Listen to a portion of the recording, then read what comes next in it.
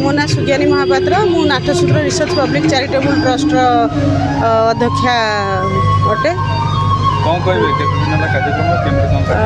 आमर ये कार्यक्रम नाट्यसूत्र रिसर्च पब्लिक चैरिटेबल ट्रस्ट 3 दिन धरिकी गोटे शास्त्रीय संध्या नियोजित करूँ जोटा कि चाहूँ जे बाहर आर्टिस्ट आणिकी आम शास्त्रीय परिभाषा ये परिप्रकाश करने तेणु आम बाहर 3 दिन धरिकी आम नृत्य शास्त्रीय संध्या को आरंभ करूँ।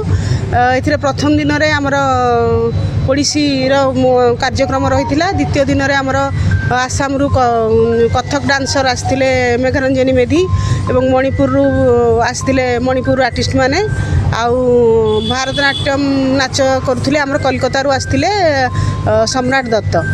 ता विशेष भाव में आमर काली द्वितीय मंच रे खूब आलोड़न सृष्टि करथिला आमर ई नृत्य सभा। आज आमर केवल ओडिसी रही आम 3 दिन धरी रक्षार कारण यह जे आम लोकल लोक भी टिके मंच रे एस्टाब्लिश करने मुझे चाहूँगी।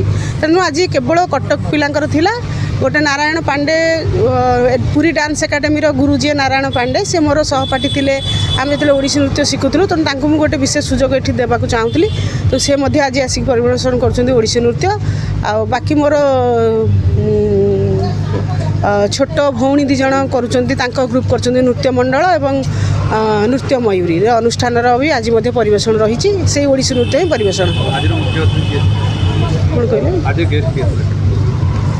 आज थिले ट्रिपल आईटी डायरेक्टर थिले NHI भी जड़े डायरेक्टर थिले ना कौन director Ghosh NHI direct NHI थिले जयप्रकाश वर्मा आशीष घोष थिले ट्रिपल आईटी डायरेक्टर एवं जड़े लेखिका भाव में विशेष सुनामधन्या कनकलता दास।